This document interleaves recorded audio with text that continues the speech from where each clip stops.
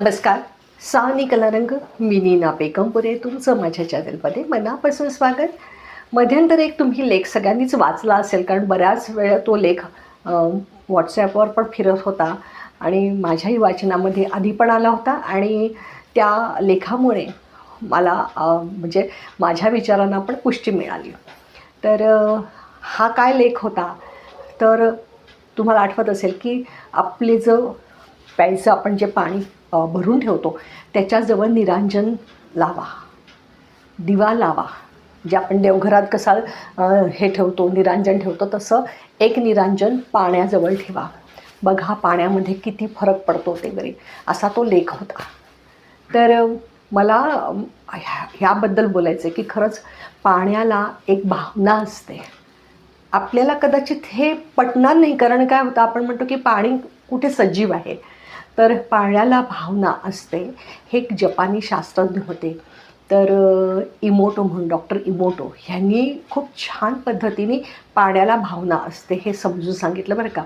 की त्यांनी काय केलं की पाण्याला छान वेगवेगळ्या प्रकारचं संगीत ऐकवलं आणि त्या संगीत ऐकवल्यानंतर पाण्याचे जे स्फटिक तयार झाले ते त्यांनी सूक्ष्मदर्शकाखाली बघितले. तेव्हा त्या पाण्यामध्ये, त्या स्फटिकांमध्ये इतके सुंदर सुंदर आकार, अगदी हिऱ्यासारखे आकार, तेजस्वी असे स्फटिक तयार झाले होते. 2 भाग केले होते. एका पाण्याला खूप छान त्यांनी म्युझिक ऐकवलं आणि त्याचे हिऱ्यासारखे स्फटिक झाले, तेजस्वी स्फटिक झाले. आणि अर्ध्या भागाला त्यांनी भयावह असं संगीत ऐकवलं, असं वेदनादायी असे शब्द ऐकवले.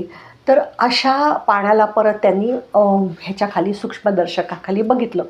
तेव्हा त्यांच्या लक्षात आलं की त्या पाण्याच्या स्फटिकांनी इतकं आपलं अस्तित्व विसरून कसे वेडेवाकडे आकार घेतले होते की ते बघूनही आपल्याला भयावह वाटेल असं ते सूक्ष्मदर्शकाखाली दिसत होतं. तर हा पाण्याचा तुम्ही गुणधर्म लक्षात घ्या की पाण्याला भावना असतात. जरी आपल्याला दिसत नसलं तरी पाण्याला भावना असतात. आता मग त्याच्या पुढची स्टेप मी तुम्हाला सांगते आणि ती खूप महत्त्वाची आहे बरं का. आपलं शरीर हे 70% पाण्याने भरलेलं आहे. हे सगळ्यांना माहिती आहे. सगळेजण वाचन करत असतात, कुठेतरी ऐकत असतात की आपलं शरीर हे 70% पाण्याने भरलेलं आहे. मग आपणही आपल्या शरीराला छान प्रकारचे शब्द ऐकवले, संगीत ऐकवलं, तर आपल्या शरीरातलं जे पाणी आहे ते अतिशय, त्याच्यात सकारात्मकता भरते. या पाण्यामध्ये अतिशय सकारात्मकता येते आणि तुमचं शरीर अतिशय निरोगी राहतं. हे जर तुम्ही भयावह, आजकाल खूप ढामडुम की आपल्याला ते ऐकायलासुद्धा कर्कश नको वाटतं. त्याच्यामध्ये खूप असा थरार असतो. कुठल्या तरी ते कार्टून असतं किंवा मुलांनासुद्धा ते कार्टूनमध्ये दाखवतानासुद्धा खूप असे भयावह किंचाळतात किंवा काय, ते म्युझिकसुद्धा असं भयावह असतं. तर त्या आवाजाचा तुमच्या शरीरामधील जे पाणी आहे त्याच्यावर परिणाम होतो. शरीर नकारात्मक ऊर्जा तयार करते आणि विविध आजार निर्माण होतात. हे तुम्ही अगदी अंडरलाईन करून घ्या. त्यामुळे तुम्ही जे पाणी पिता त्याला भावना आहे, हे लक्षात घ्यायचं. आता आपण भावना आहे म्हटल्यावर मग सकाळी उठतो, कोमट पाणी समोर ठेवतो. तर तुम्हाला अभिमंत्रित पाण्याचे, प्रत्येक आजारावर मी अभिमंत्रित पाणी कसं करायचं, कुठला मंत्र म्हणायचं, हे बरेच वेळा सांगितलेलं आहे. तर ह्या पाण्यासुद्धा घेताना तुम्ही या पाण्याकडे, सकाळी कोमट पाणी जेव्हा तुम्ही प्याल तेव्हा त्या पाण्याकडे प्रेमपूर्वक बघा, आदरपूर्वक बघा.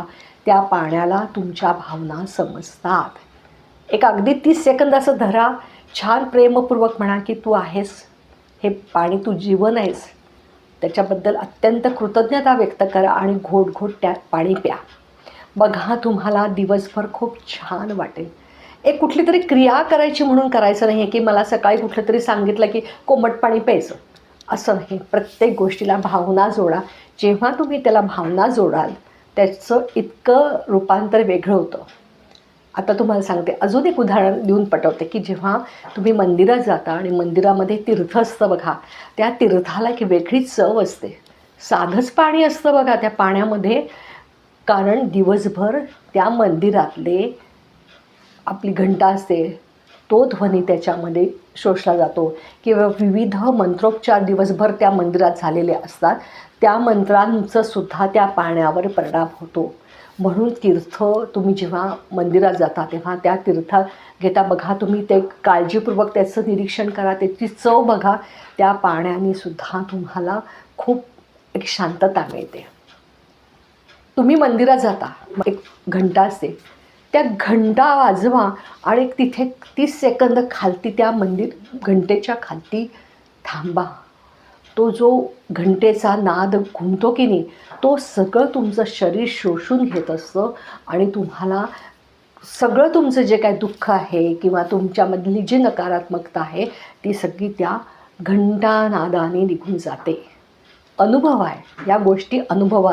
आत्ता मी हे सांगते आहे, हे अनुभवा, किंवा तुम्ही अनुभवलं असेल तर मला खालती कॉमेंट्समध्ये नक्की लिहा की ह्या पाण्यामध्ये किती जादू आहे आणि काय काय तुम्ही याच्यापासून तुम्ही नकारात्मकता म्हणजे तुम्ही घालवू शकता. अजून एक उदाहरण सांगते तुम्हाला की आपल्याला हे जे ज्ञान आहे आपल्या पूर्वजांना सगळं हे माहीत होतं. आता फक्त कुठेतरी जपानी डॉक्टर इमोटो यांनी सांगितलं म्हणून आपल्याला त्याचा उहापोह झाला आहे, पण आपल्या पूर्वजांना हे माहीत होतं. बघा, तुम्ही आपल्या कलशामध्ये पाणी भरतात, तांब्याच्या पूजेच्या वेळेस तांब्यात कलशात पाणी भरतात आणि ते पाणी जेव्हा पूर्ण पूजा होते तेव्हा ते सगळं मंत्रोच्चारांनी ते पाणी अभिमंत्रित झालेलं असतं. सगळ्या घरामध्ये आंब्याच्या पानाने किंवा विड्याच्या पानाने असं शिंपडतात, जेणेकरून तुमच्या घरातली जी नकारात्मकता आहे या पाण्याने निघून जाते. इतकं हे पाणी शक्तिशाली आहे. आपण निबंध लहानपणी लिहिला आहे की पाणी हे जीवन आहे, तर नक्कीच जीवन तर आहेच, पण आजपासून लक्षात घ्या की पाण्याकडे सकाळपासून प्रेमाने बघा.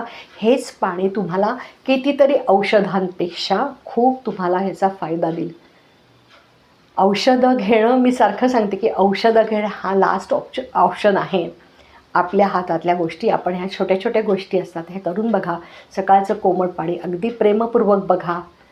आता मी पुढच्या व्हिडिओमध्ये सांगेन की पाण्याबरोबर काय कॉम्बिनेशन, काय घेतल्याने तुम्हाला काय बरं वाटेल आणि किती बरं वाटेल, किती वेळा ते घ्यायचं, हे मी पुढच्या व्हिडिओत सांगते बरं का. कारण काय होतं, खूप मोठा व्हिडिओ झाला ना की मग तुम्हालाही कंटाळा येतो आणि माझे व्हिडिओ मी म्हणजे सगळ्यांना छोटे छोटेच असतात. तर तुम्ही हा व्हिडिओ नक्की बघा आणि ह्याच्या पुढचाही व्हिडिओ नक्की बघा की ज्याच्यामध्ये तुम्हाला पाण्याच्या कॉम्बिनेशनबरोबर तुम्ही घेतलं तर किती आजार तुम्ही दूर करू शकता. मला वाटतं तुम्हाला हा पण व्हिडिओ खूप महत्त्वाचा आहे. व्हिडिओ आवडल्यास नक्की लाईक करा, शेअर करा, सबस्क्राईब करा. मनापासून धन्यवाद.